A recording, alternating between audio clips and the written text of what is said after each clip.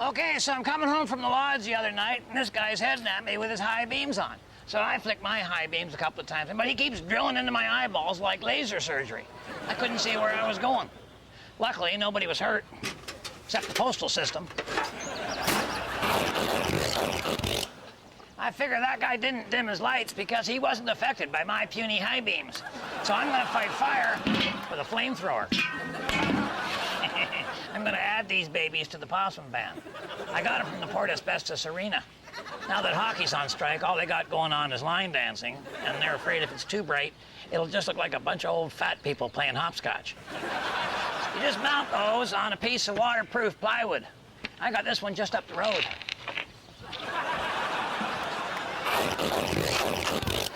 Now, these lights take a while to warm up, so you just leave them on all the time, and then swing them into place when you need them. To do that, I used the Himmelman hinge on the front edge and mounted the whole unit on a hockey stick. The blade hangs down inside. All I have to do is pull down on it when some idiot's coming at me with his high beams. The bulbs will swing up, shoot right at him, helping them see the light. Oh, sure, the arena lights are shooting up at the sky all the time, but that's not dangerous. We're nowhere near the airport.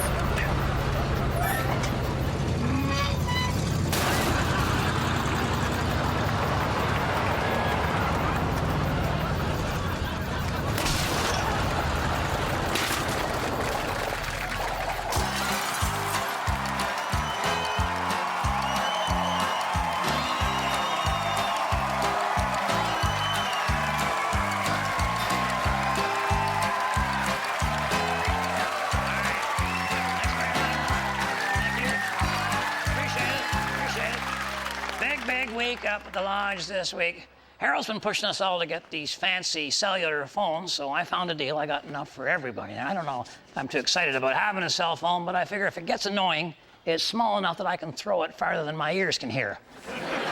Uncle Red! Did the cell phones come? Is that the cell phones? Is that the cell phones? Yeah, The cell phones come? Is that the cell phones? Yes, Harold, yes. I wanted to call you, but then, of course, I couldn't, could I? Did you get the one I wanted?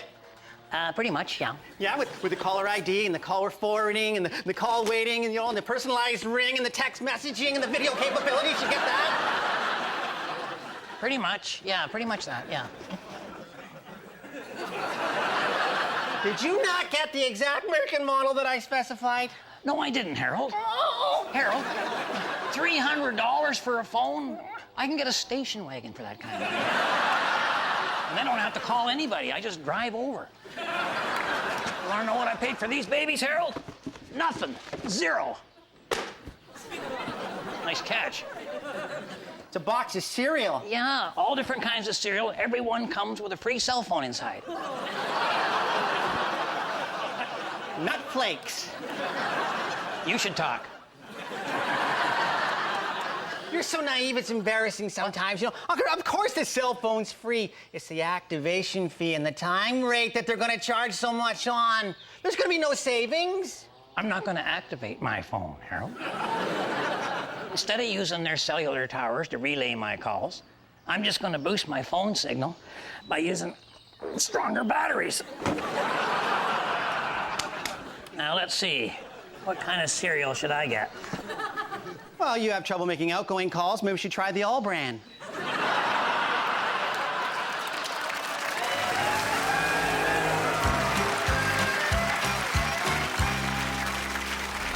It's time for the Possum Lodge!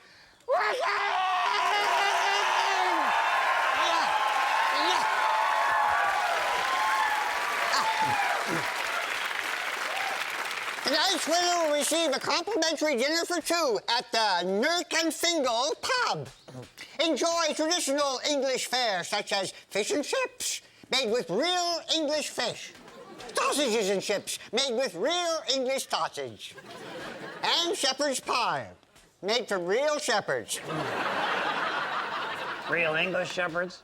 No, German shepherds. Okay, cover your ears. Okay, Mr. Green, you got 30 seconds to get Ed Frid to say this word. Heat. Yeah, all right, Mike. Okay, and go. Okay, Ed, as an animal control officer, you know that large animals are most dangerous when they're in... My tent. Okay, no, but in the spring, animals are dangerous because they're in... Sane. No, you know what? That's right. And what makes them that way? That's just the way they are. Okay. You can tell if a female is ready to mate because she's in... A singles bar. Okay, Ed, when you need to get people to do what you want, you say, it's time to turn up the... Guilt. No, okay. On a cold winter's day, your furnace pumps out a lot of... Smoke. Okay, there's an expression. Get out of the kitchen if you can't stand the... Smell of cauliflower. All right, we're almost out of time, Mr. Green. Yeah, oh, I know. Okay, an NBA team. The Miami... Dolphins. No. Basketball. The Miami basketballs. Man, Ed, you're not very good at this, you know. Me? Your clues suck. Why should I take the heat? There we go.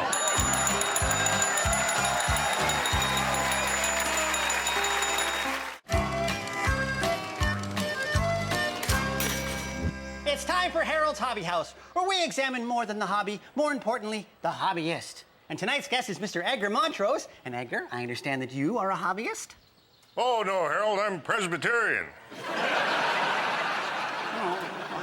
I'm in a hobby, you know, what you do in your spare time. And I certainly hope it has nothing to do with explosives, because I know you've had some bad experiences with those. Yeah, well, sometimes I get carried away.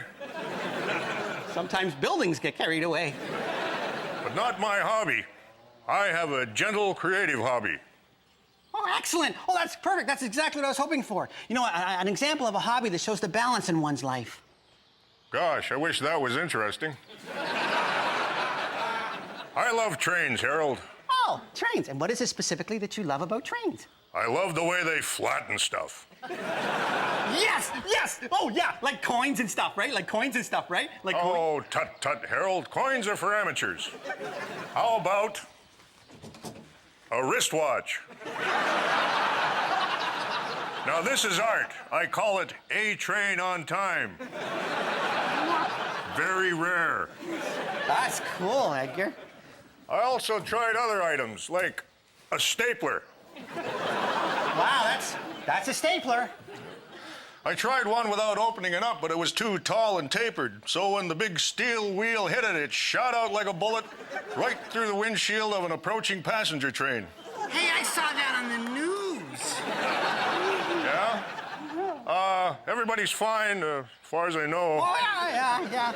But, you know, Edgar, do you notice any similarities between, you know, your chosen profession and the hobby you've selected? Oh, yes, I do, Harold. They both take place outdoors.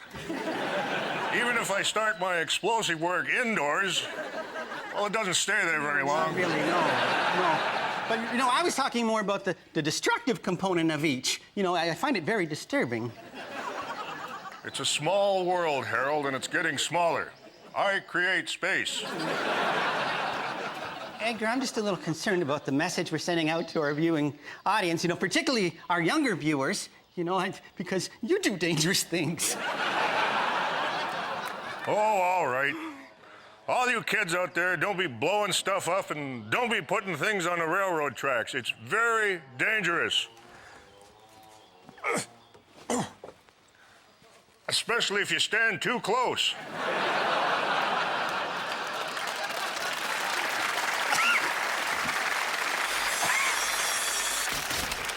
You ever seen these hot rod magazines with pictures in them that are supposed to make you jealous? Now, there are other kinds of men's magazines that have pictures in them, but they're supposed to make your wife jealous. Neither one works, except for pictures like this. Some guy doing a massive burnout with smoke pouring off the tires really gets my attention. And if it doesn't, your testosterone may be down a quart. But you need a high-performance engine to pull off a stunt like that. The only major peeling I've ever done involved an unplanned nap on the beach. But maybe we can look like we're peeling rubber even though we're not. Because when a car does a massive burnout, it's not going fast. It just creeps along with the tires squealing and the smoke fuming. Maybe there's another way to do that. I mounted a fire extinguisher with the nozzle pointing down through the floor right at the wheel. And I can turn the unit on from the driver's seat using that cable. That'll provide the smoke. I didn't even have to cut a hole in the floor because she's rusted out in exactly the right spot. Another reason to buy domestic. And as for the sound of the squealing tires, I got no pads left on these brakes, so I just put the brakes on a little, and she'll scream like a parrot sitting on a jalapeno. And don't worry about the brake lights giving the trick away. They burned out years ago. Gotta love domestic. Okay, maybe doing a fake peel out isn't exactly honest, but for men my age, truth is the last resort. And the beauty of this system doesn't wear out your tires.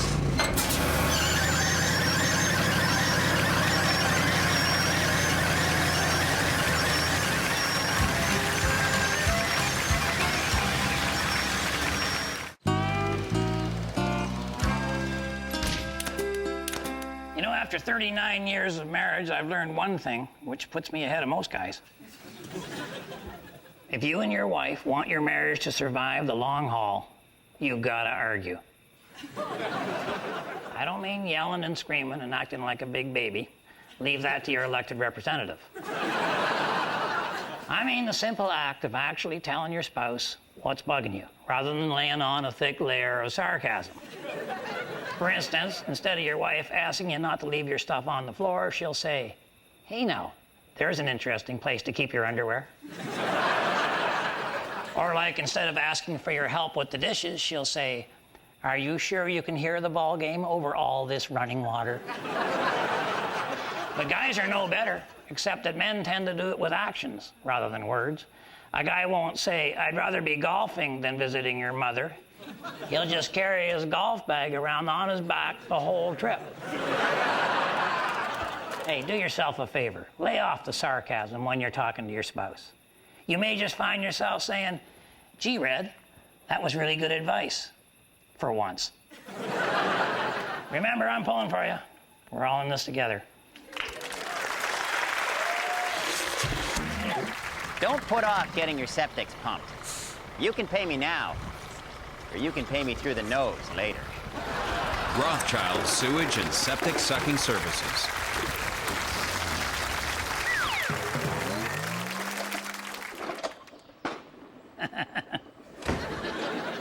I love this cell phone. I don't have to remember anything. If I think of something, I just phone the person, tell them right then and there. And I'm not really bothering anybody because I hardly ever think of anything. The only problem is reception's not very good. It's almost like when they invented these things, they weren't targeting markets like Possum Lake.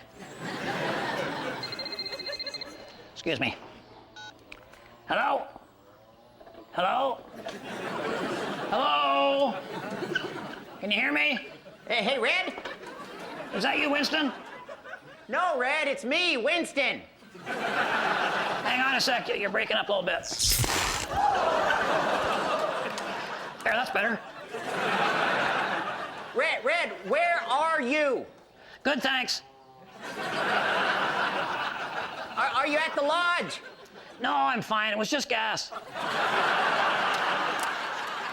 Red, listen, I can't hear you. I can't hear you, Winston. So how are those new cell phones working out? I tried to call you, but I couldn't get through. Well, then they're working perfectly. Can you hear me now? How about now? What? I said, how about now? What? Now? Can you hear me now? Well, look at the bright side. That's the only phone he's ever had where he's allowed to make more than one call.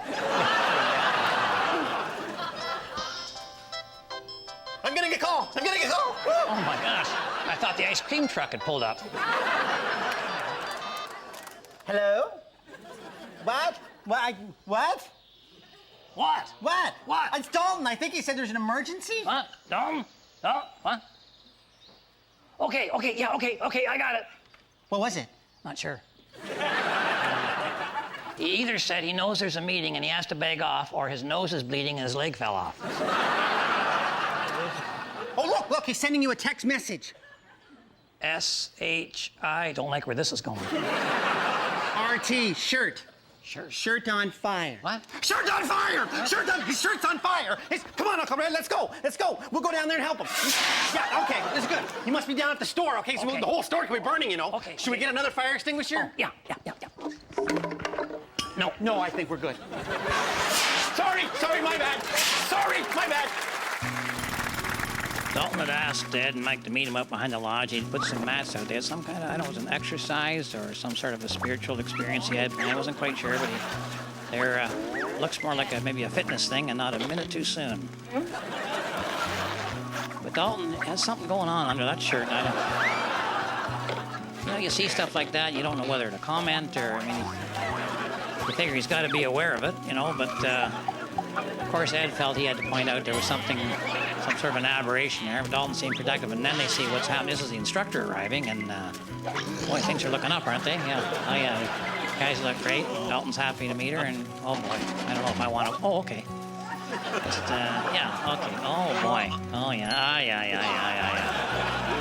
So apparently, what this is a yoga lesson. So she's gonna get them to be all flexible and relaxed, and so okay, guys, just do that. Just do that. Just do that. Oh boy. Okay. All right, let's try something that you can do. I say, let's try lying on our back. Yeah, very good. Excellent. Perfect. Now, legs up, over, and this is something the guys found very easy to watch. And then up into some kind of a stand, and again, fascinated. So now this is a flexibility on the spine. You go and you turn your head right around like that, and that's. Well, they're willing to meet her halfway, but that was about it. And oh, good. Yes, very good. And the other side. And perfect. Okay, now they move on to where you work in couples, as they do in yoga, which is why so many yoga people have kids. And so she sits Dalton down, and then so Ed and Mike have to duplicate what they're doing, and that's. You might want to. Well, Dalton's suddenly enjoying the day, and they lean right back over on the person and relax totally on them. So now Mike's in for a rough go here.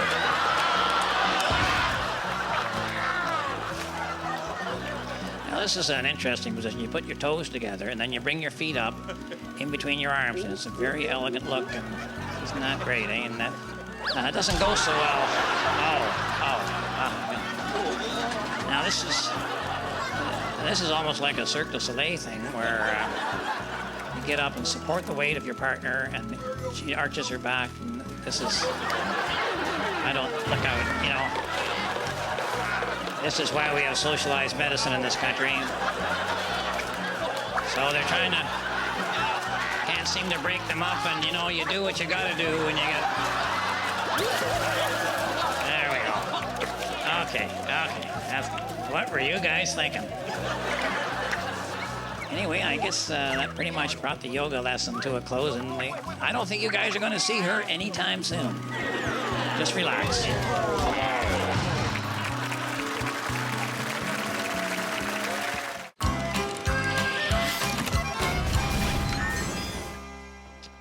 Well, we rushed over to Dalton's store because we thought his shirt was on fire, but it wasn't. No, I see, we thought, Dalton typed us a message that said, shirt on fire. Whereas in truth, he was advertising all shorts half off. But it wasn't an emergency at all. Well, not until we got there. No. And in retrospect, probably not a good idea to burst into a retail establishment with your fire extinguisher going full blast.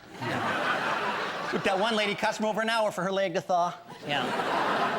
But hey, she won't be catching on fire anytime soon. Oh, so that's good. Yeah. And the really good news is, I got a new pair of shorts. Oh, boy. Huh? Yeah. Aren't they hot? They're hot. Not anymore. Meeting time. Yeah, you go ahead, Harold. You might want to slip those on. They do you a world of good. If My wife is watching. I'll be coming straight home after the meeting. And I learned something this week. I learned that no matter what your message is, you got to say it simply and clearly. I have no plans for this evening. There's nothing worth watching on television. And I have a tremendous amount of energy.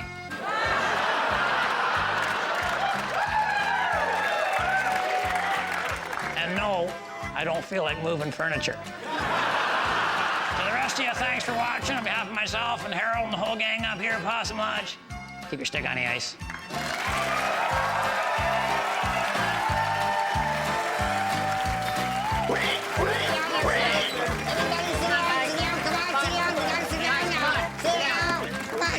Sit down!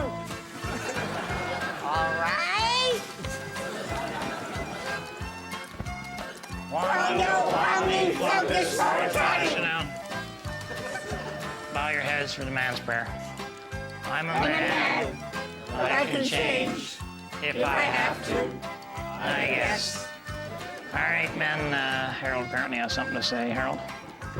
You know, as men, oftentimes you don't communicate as well as you should. So I was hoping that perhaps this side of the room, all the men would just stand. Just stand, all right. And now, think of something personal and important you'd like to say to the gentleman on this side of the room, and please do that now.